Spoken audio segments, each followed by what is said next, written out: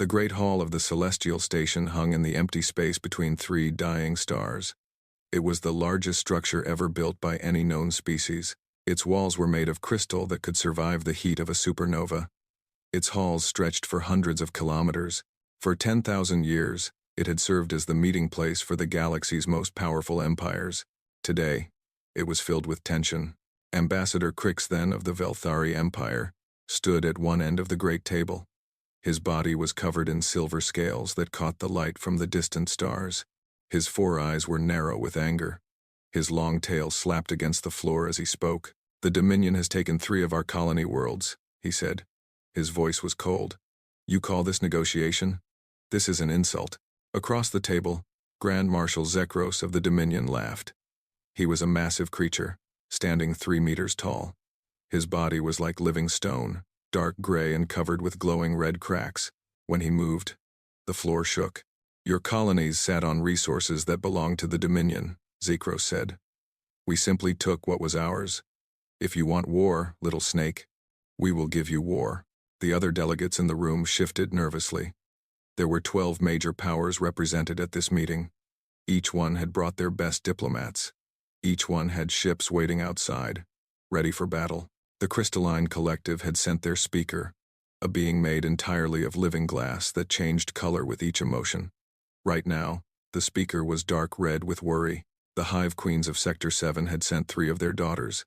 They sat together, their insect bodies clicking and buzzing as they communicated silently. The Void Dancers, beings of pure energy that lived in the darkness between stars, floated near the ceiling. They made no sound, but their light flickered with concern. Observer Mithra of the Watchers sat in the corner, recording everything. The Watchers had studied the galaxy for millions of years. They never took sides. They only watched and remembered. Mithra had seen many negotiations fail. She had seen empires rise and fall. She had seen countless wars destroy countless worlds. But she had never seen tension like this. The galaxy was divided into 2 sides. The Velthari and their allies on one side, the Dominion and their allies on the other. If war broke out, it would not be a small conflict. It would spread across every sector. It would burn for centuries. "Perhaps," said the speaker of the Crystalline Collective, their voice like wind chimes, "we should take a break. Cool our tempers. Return tomorrow with clearer minds." "There will be no tomorrow," Crix then hissed. "The Dominion has made their position clear. They want everything, and they will take it by force." Zekros slammed his massive fist on the table. The stone surface cracked under the impact.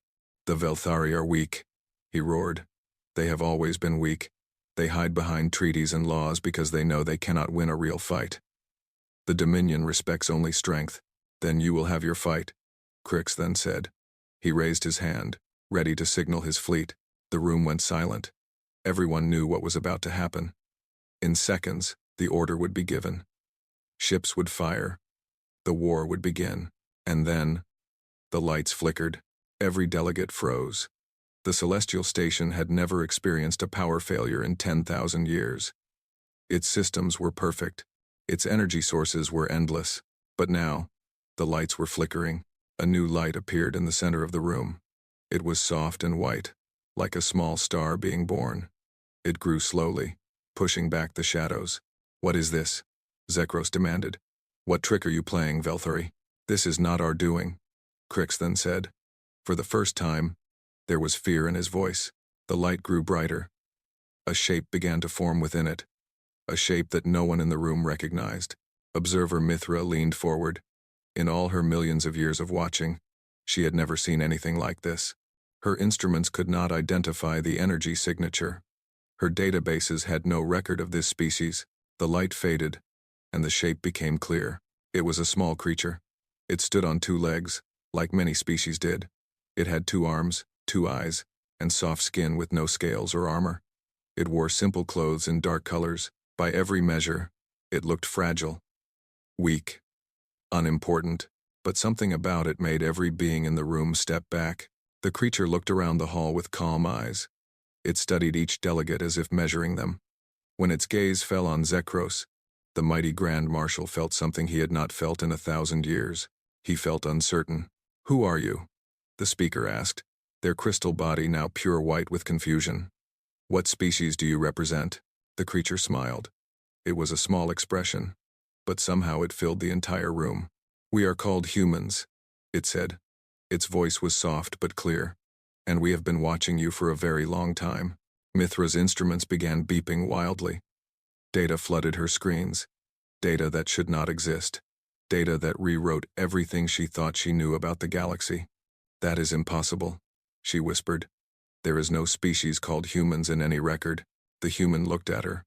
There was kindness in its eyes, but also something deeper, something ancient. "We know," the human said. "We have been very careful to stay hidden, but we cannot hide anymore. Not when you are about to destroy everything." Crix then found his voice. "You speak as if you have the power to stop us. Look at you. You are small. You are weak. What can you possibly do?" The human did not answer with words. Instead, it raised one hand, and outside, visible through the crystal walls of the station, 1,000 ships appeared from nothing. They were unlike any ships the galaxy had ever seen. They were sleek and silver, moving with impossible grace. They made no sound. They carried no weapons that anyone could identify.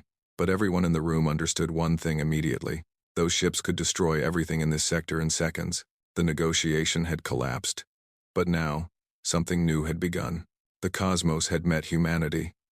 And nothing would ever be the same. The great hall was silent. Every delegate stared at the human and at the fleet of silver ships that hung in the darkness outside. The stars themselves seemed to dim in comparison to those impossible vessels. Grand Marshal Zekros was the first to move. His massive stone body shifted, and the glowing cracks across his skin burned brighter with anger. "A trick," he growled. "These ships are projections, illusions. The Dominion does not fear shadows."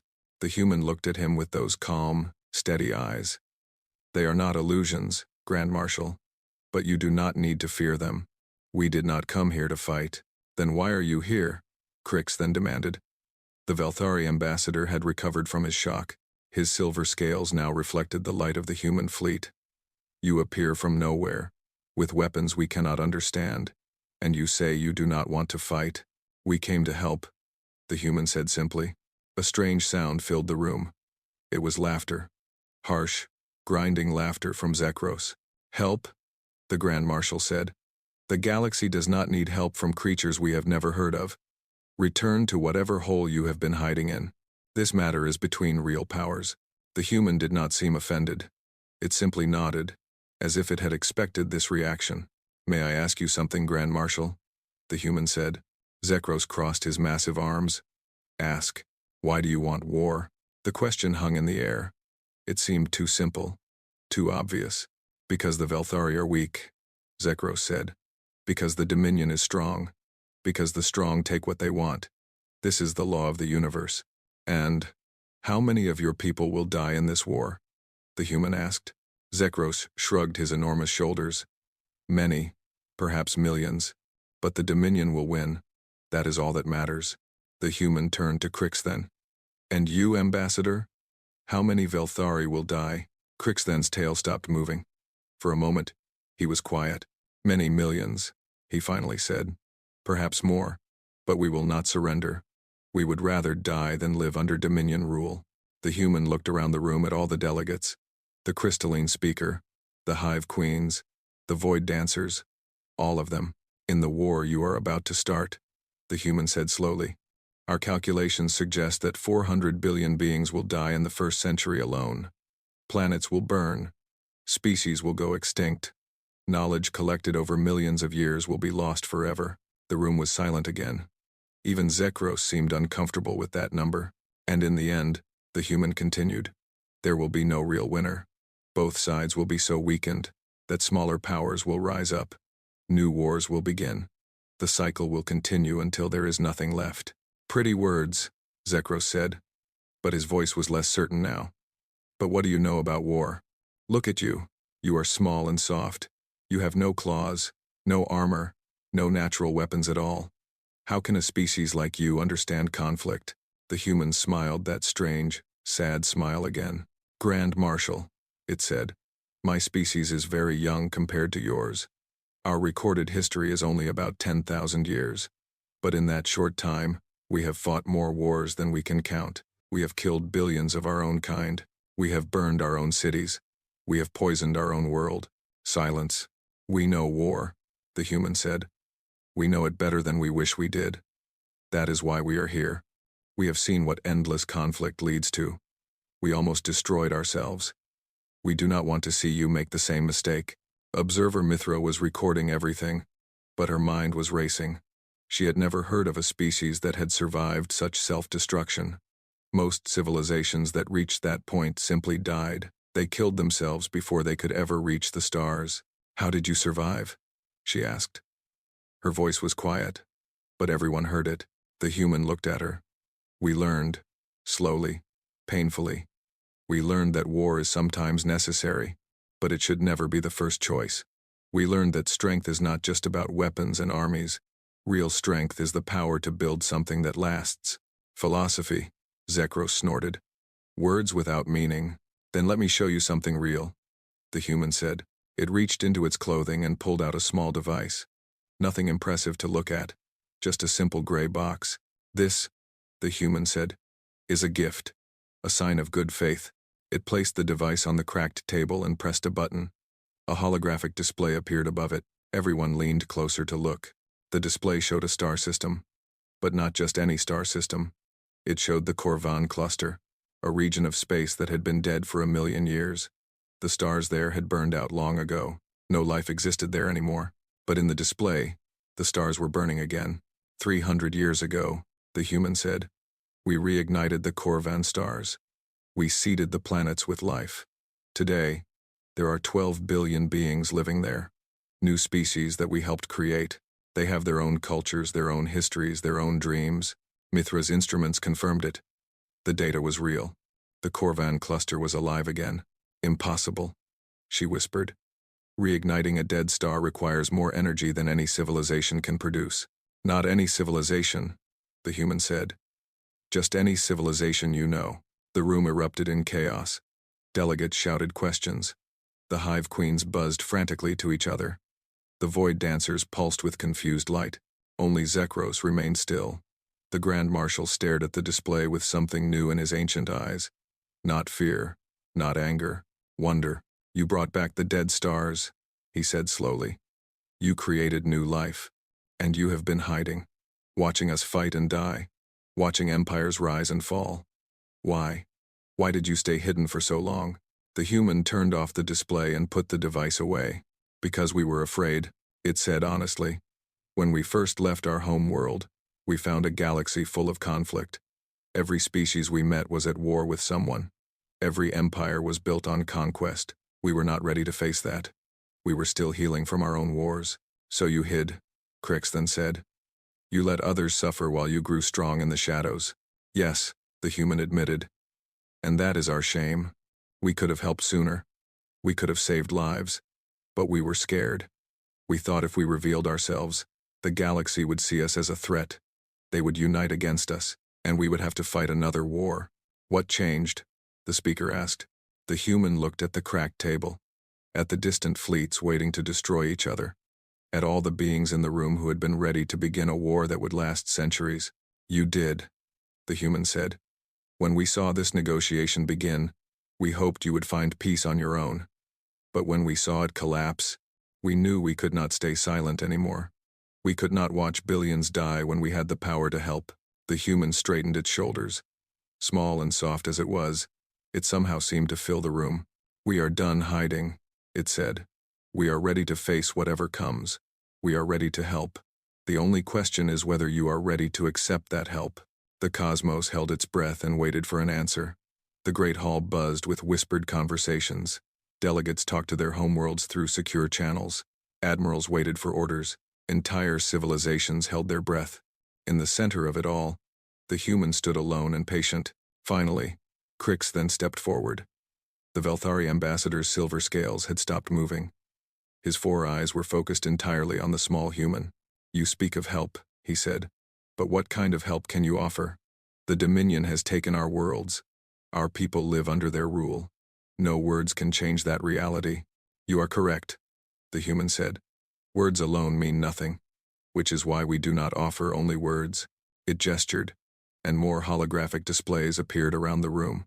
Maps of territory, lists of resources, complex diagrams that made even the brightest delegates struggle to understand. The 3 worlds the Dominion took from you, the human continued, contain rare minerals needed for your energy systems. Without them, your empire will slowly weaken. The Dominion knows this. That is why they took those specific worlds. Zekros laughed. So, the little creature has done its research. Yes, we know what those minerals are worth. That is why we will never give them back. You do not need to give them back, the human said. We have identified 17 other worlds in unclaimed space that contain the same minerals. Worlds that no empire has ever reached, because they are too far from major trade routes. Crixthan's eyes widened. That is impossible. We have searched for such worlds for centuries. You searched in places you could reach with your technology, the human said. Our ships are faster. Our sensors are better. We found what you could not. The display showed the 17 worlds. They were scattered across different sectors, all in empty space that no one had ever bothered to explore. These worlds are yours, the human said to Crixthan. If you want them, the Velthari ambassador was speechless. The minerals on those worlds could power his empire for 10,000 years. But Zekros stepped forward, his massive body casting a shadow over everyone. This changes nothing, he growled. The Dominion still holds the original worlds. We still control the trade routes. We are still the stronger power. Are you? The human asked calmly. Let me show you something, Grand Marshal. A new display appeared. It showed the Dominion's territory. Every world, every fleet, every secret military base. How do you know this? Zekros demanded. His voice had lost some of its confidence. We have been watching for a very long time, the human said. We know things about your empire that even you do not know. The display highlighted several points. These are flaws in your defense network, gaps in your sensor coverage, weaknesses that have existed for centuries because no one ever thought to look for them. Zekros was trembling now, not with anger, but with something close to fear. If we wanted to destroy the Dominion, the human said softly, we could do it in a single day. We could slip through your defenses without being seen. We could strike your command centers before you knew we were there. Your empire would fall before you could give a single order. The room was completely silent. But we do not want to destroy you, the human continued. We do not want to destroy anyone. We want to build. We want to help. And we want you to understand something very important. The human walked closer to Zekros. The Grand Marshal was 3 meters tall. The human barely reached his chest. But somehow, they seemed equal in that moment. You believe that strength is about conquest, the human said, about taking things from others, about making them fear you. But that kind of strength has a limit. Eventually, you run out of things to take. Eventually, the people you conquered rise up. Eventually, your empire crumbles from the inside. Zekros said nothing. True strength, the human continued, is about creation, about building things that last, about making allies instead of enemies. The greatest empires in our history were not the ones that conquered the most. They were the ones that inspired loyalty, that made others want to join them. The human turned to address everyone in the room. I know this sounds strange to you. Your galaxy has been built on conflict for millions of years. Every species here has fought wars. Every empire has blood on its hands. But it does not have to continue this way. You make it sound simple, the speaker said. Their crystal body was now a thoughtful blue. But there are real problems, real conflicts. Resources are limited. Territory is valuable. How do you expect us to just stop fighting? By giving you more, the human said. The displays changed again. Now they showed something even more incredible than before. Stars being built. Planets being created from nothing. Energy being harvested from the fabric of space itself. We have technology you cannot imagine, the human said. Technology that can end scarcity, that can create new worlds for those who need them, that can heal damaged ecosystems and bring dead planets back to life. Mithra was recording everything, but her mind was struggling to process what she was seeing. You are offering to share this technology? She asked. Eventually, the human said. Not all at once. Some of it is dangerous if used incorrectly. But yes, we want to share what we have learned. We want to help you grow beyond the need for war. And what do you want in return? Zekros asked. His voice was quiet now, thoughtful. No one gives something for nothing. What is your price? The human looked at him for a long moment. We want you to try, it said. That is all. We want you to try to find a better way, to resolve your conflicts without bloodshed when possible, to see each other as potential friends instead of enemies. And if we fail? Crix then asked. If we try and still end up fighting? The human smiled sadly. Then you fail. And you try again. We do not expect miracles. We do not expect you to become perfect overnight. We know how hard it is to change. We struggled with it ourselves for thousands of years. The human reached into its clothes again and pulled out several small devices. It placed them on the table. These are communicators, linked directly to our fleet.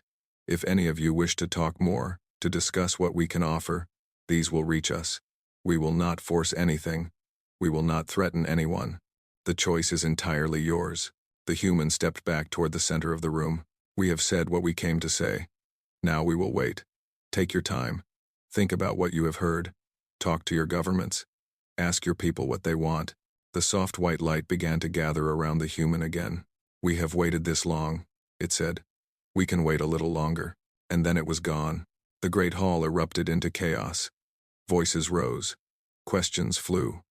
The delegates had never experienced anything like this. But on the table, the communicators sat waiting, and slowly, one by one, hands began to reach for them. 3 days passed after the human disappeared from the Great Hall. The celestial station remained filled with delegates, but now they talked instead of threatened. Old enemies sat together and discussed possibilities they had never considered before. The war that had seemed certain was now on hold, but not everyone was happy about this change. In a dark corner of the station, far from the main meeting halls, a secret gathering took place. 6 beings sat around a small table. They represented powerful interests that preferred the old ways. General Thaxor of the Dominion military was there. He was smaller than Zekros but just as made of living stone. He had spent his entire life preparing for the Great War. He had built weapons and trained armies. The thought of peace made his glowing veins burn with anger. Supreme Trademaster Velcris was there. She was a Velthari, but she had made her fortune selling weapons to both sides. War was good for her business. Peace would ruin her. The others were similar. Leaders who benefited from conflict. Merchants who profited from destruction. Beings who had built their power on the suffering of others. This cannot be allowed, Thaxor growled. One strange species appears and suddenly everyone forgets their purpose. The Grand Marshal is actually considering peace. Peace. The humans have bewitched them, Velcris hissed. Their words are poison. Their promises are lies. They cannot truly create new worlds. They cannot truly end scarcity. It is all a trick. Then, we must expose the trick, said another. We must show everyone that these humans are not what they claim to be. A dark figure in the corner spoke. It was a being that seemed to be made of shadows. No one knew its true name. It was known only as the Whisper. I have been watching the human fleet, the Whisper said. Its voice was like wind through dead leaves. Their ships are real. Their power is real. We cannot defeat them through force. Then what do you suggest? Thaxor demanded. The Whisper's formless body shifted. We must make them the enemy. We must turn the galaxy against them. We must make everyone fear them so much that they have no choice but to fight. Velcris leaned forward. How? An attack, the Whisper said. Not from us, from the humans. Or at least, that is what everyone must believe. The plan was simple but terrible. They would attack one of the delegate ships. They would make it look like the humans had done it. They would kill hundreds of innocents to spark a war. Which ship? Someone asked. The Whisper's shadowy form pointed toward the station's viewing windows. Outside, a beautiful vessel floated peacefully. It carried the Hive Queens of Sector 7 and their daughters. The Hive controls trillions of beings, the Whisper said. If they believe the humans attacked them, they will demand war. And once the Hive goes to war, others will follow. The conspirators agreed. That night, they prepared their weapons. They stole energy signatures from the human fleet. They built a bomb that would look exactly like human technology, and then they struck. The explosion tore through the Hive vessel without warning. Fire bloomed in the darkness of space. The screams of the dying echoed across every communication channel. Within minutes, the galaxy was in chaos. "The humans have attacked," voices shouted. "They have killed the Hive Queens." Their peace was a lie. On the celestial station, delegates ran through the halls. Some called for their ships, some called for weapons, some simply ran in fear. But in the main hall, something unexpected happened. The soft white light appeared again. The human stepped out of it, and this time it was not alone. Behind it stood 10 more humans. They were dressed in simple clothes, carrying no visible weapons. Their faces were calm but sad. "Stop," the first human said. Its voice was quiet, but somehow everyone heard it. "You have shown your true colors," Valkyrie screamed. She had joined the crowd, playing her part perfectly. "You came offering peace, and now you murder innocents." The human looked at her with those steady eyes. "We did not do this." "Lies," Thaxor roared. He pushed through the crowd, his stone body crackling with barely contained rage. "The weapon was yours. The energy signature was yours. We have proof." "You have false proof," the human said calmly. "Created by those who fear peace. Created by those who profit from war." "Words," someone shouted. "Just more words. Where is your proof?" The human raised its hand. A holographic display appeared. It showed everything. It showed the secret meeting. It showed the conspirators planning their attack. It showed them stealing the human energy signatures. It showed them building the bomb. It showed everything. The crowd fell silent. All eyes turned to Thaxor and Velkris. "How?" Velkris whispered. Her silver scales had turned pale. "How did you know?" "We told you," the human said. "We have been watching for a very long time. We see everything that happens in this sector. We knew about your meeting. We knew about your plan." Thaxor's glowing veins dimmed. "Then why did you not stop us? Why did you let those innocents die?" The human's face showed genuine pain. "We tried. We sent warnings. But we were too late. The bomb was already armed when we discovered the exact target. We could not save everyone." The display changed. It showed human ships rushing to the Hive vessel. It showed them pulling survivors from the wreckage. It showed human medics treating the wounded. "We saved 312 lives," the human said, "including 2 of the 3 Hive Queens. It was not enough. It will never be enough. But we did what we could." A sound came from the entrance of the hall. The crowd parted. Queen Zixthar of the Hive walked slowly into the room. She was wounded. Burn marks covered her exoskeleton. But she was alive. Behind her walked her surviving sister, and behind them walked dozens of their rescued children. The queen approached Thaxor. Her compound eyes studied him with an expression that needed no translation. "You tried to murder my people," she said. "You tried to start a war using my children's blood." Thaxor tried to speak, but no words came. "The humans you feared," the queen continued, "are the ones who saved us. Their medics are still working on my ship, healing our wounded. They gave us their own blood when ours ran out. Did you know that, General? Human blood can be modified to save almost any species. They offered their own bodies to save beings they had never met." She turned to face the crowd. "I came to this station ready to fight a war," she said. "I believed that peace was impossible, that the galaxy would never change. But today, I learned something different." She looked at the humans standing in the light. "Today I learned that there are beings in this universe who truly want to help, who risk themselves for strangers, who answer violence with mercy." Her insect wings spread slightly. In Hive culture, it was a sign of deep respect. "The Hive will not go to war," Queen Zixthar declared. "Instead, we will talk, we will listen, we will try." She looked back at Thaxor and the other conspirators with cold fury. "But first, we will deal with those who tried to destroy us all." Guards moved forward to take the conspirators away, and in the center of the hall, the humans stood watching. They had been tested. The galaxy had seen their true nature. Now the real work could begin. 1 year had passed since the humans first appeared in the Great Hall of the Celestial Station. The galaxy had changed more in those 12 months than it had in the previous 10,000 years. Observer Mithra sat in her private chamber, reviewing her records. As a watcher, she had seen empires rise and fall. She had documented wars that lasted centuries. She had recorded the extinction of entire species, but she had never recorded anything like this. The holographic displays around her showed worlds being transformed. On one screen, a dead planet was slowly turning green as human technology repaired its atmosphere. On another, former enemies worked together to build a new space station. On a third, children of different species played together in a school that had not existed a year ago. It should not be possible, Mithra said to herself. Change of this magnitude usually takes centuries, sometimes longer. And yet here we are, a voice said behind her. Mithra turned. The human ambassador stood in her doorway. His name was Marcus. Over the past year, she had come to know him well. He visited her often, sharing human history and asking about the history of other species. I did not hear you enter, Mithra said. Marcus smiled. Sorry. Force of habit. May I sit? Mithra gestured to a chair. Marcus sat down and looked at her screens. Still recording everything? He asked. It is what I do, Mithra said.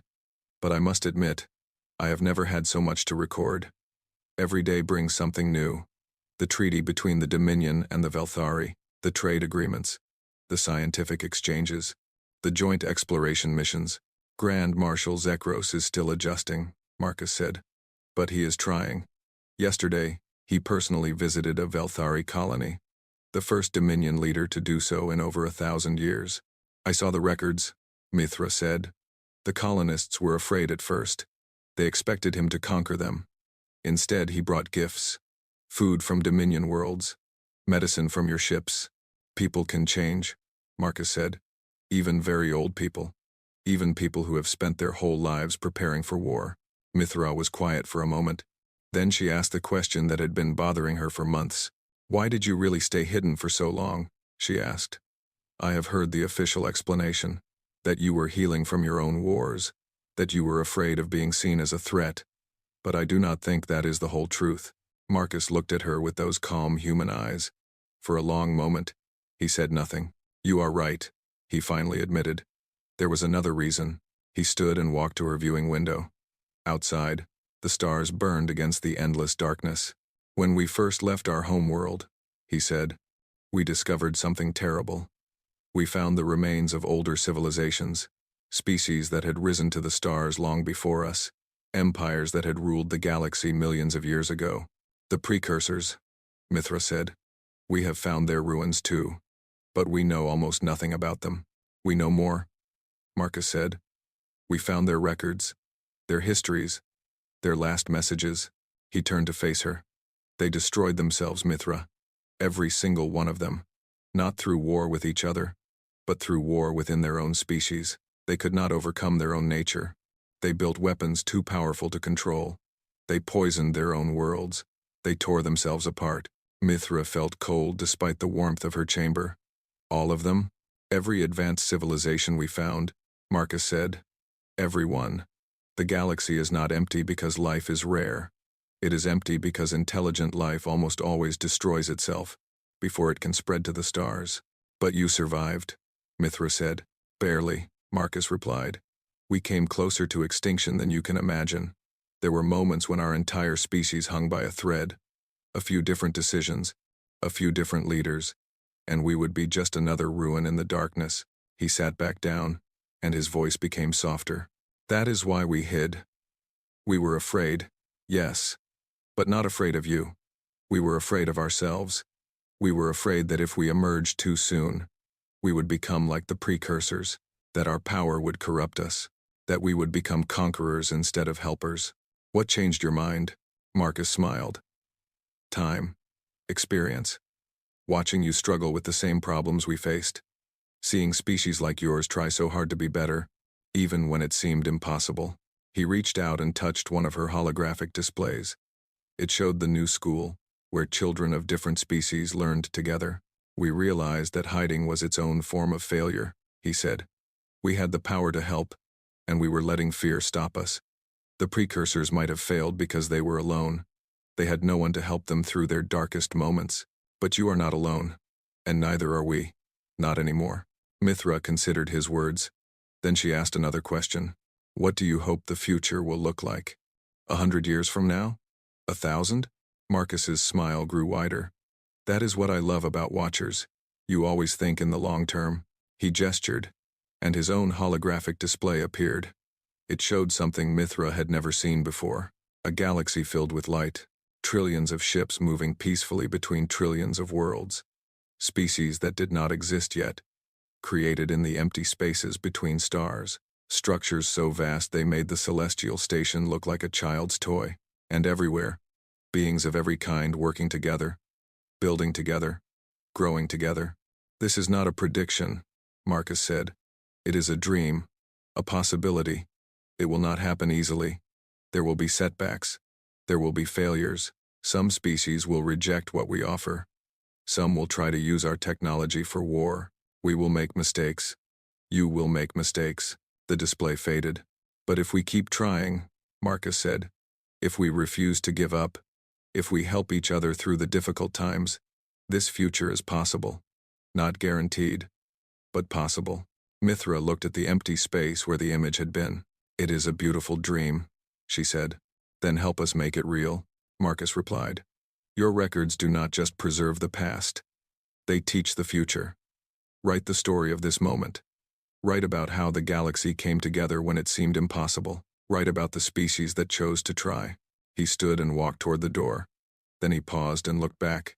"And when beings a million years from now read your records," he said, "let them know that it started here, with us, with choices made by ordinary people in an extraordinary moment." He left. Mithra sat alone in her chamber. The displays around her showed a galaxy in transformation. Impossible things happening every day. Old enemies becoming new friends. Dead worlds coming back to life. She began to write. "In the year of the Great Change," she recorded, "the species known as humans emerged from hiding. The galaxy expected them to be conquerors. Instead, they were teachers. They came not to rule, but to help, not to take but to give." She paused, choosing her next words carefully. On the day they arrived, a negotiation was failing. War was certain. Billions would have died. But when the humans appeared, everything changed.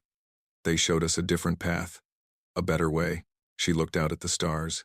"They shivered in awe," she wrote, "not at what they feared we would become, but at what we could be. And slowly, carefully together, we began to prove them right." Outside her window, the galaxy continued to turn, and for the first time in recorded history, it was turning toward something other than war. It was turning toward hope.